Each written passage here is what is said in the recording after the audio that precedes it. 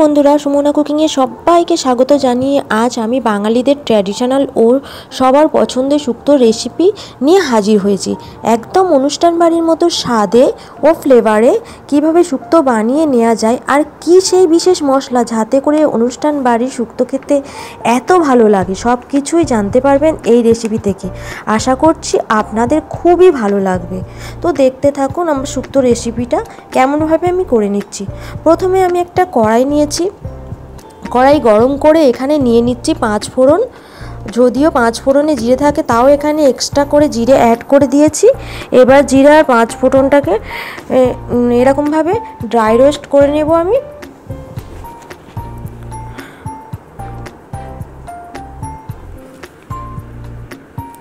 তো আমার dry roast করা হয়ে গেছে, আমি ওটাকে পরে ঠান্ডা করে গুঁড়ো করে নেব। এবার কড়াইয়ের মধ্যে আমি তেল নিয়েছি, তেলটা গরম হলে আমি দিয়ে দেব বড়ি। তো আমি বড়িটাকে ভালো করে লাল লাল করে ভেজে নেব। বড়িটা ভাজা হয়ে গেলে আমি বড়িটাকে তুলে ফেলব।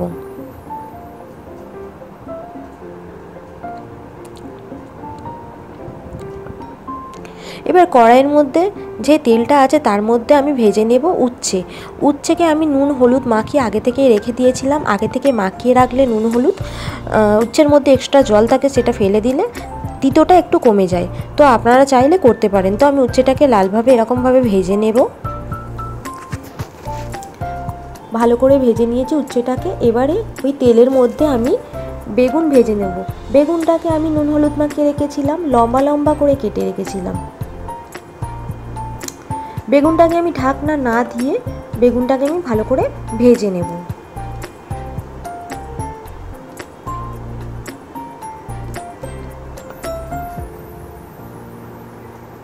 তো বেগুনটা আমার ভাজা হয়ে গেছে। এবার বেগুনটাকে আমি নামিয়ে ফেলবো।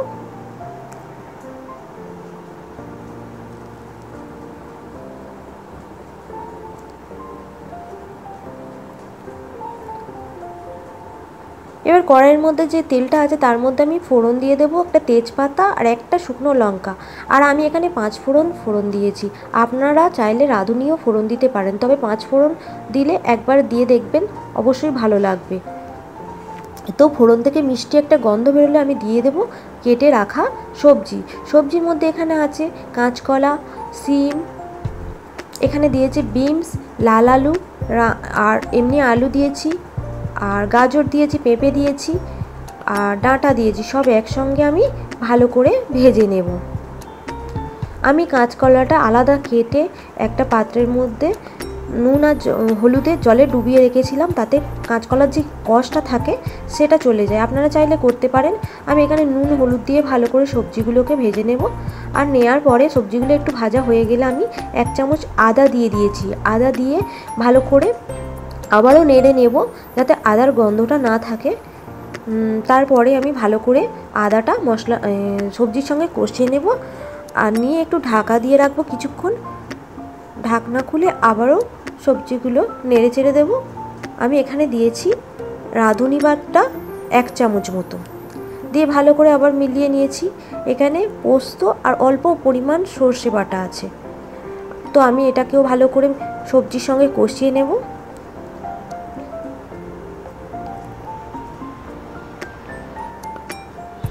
ভালো করে কষানো হয়ে গেছে। আমি এখানে দিয়ে দেবো 1 কাপ পরিমাণ দুধ আর 1 কাপ পরিমাণ জল। আপনারা চাইলে শুধু দুধেও করতে পারেন, আর দুধে পুরোটাই করলে ঘনত্বটা বেড়ে যায়। তাই জন্য আমি একটু পাতলা পাতলা পছন্দ করি বলে আমি 1 কাপ পরিমাণ দুধ দিয়েছি। দুধ দিয়ে ভালো করে আমি সবজিটা ফুটিয়ে নেব। 5 মিনিট মতো ফুটিয়ে নিয়েছি। নিয়ে তার মধ্যে ভেজে রাখা বড়িগুলো আমি এবার অ্যাড করে দেব।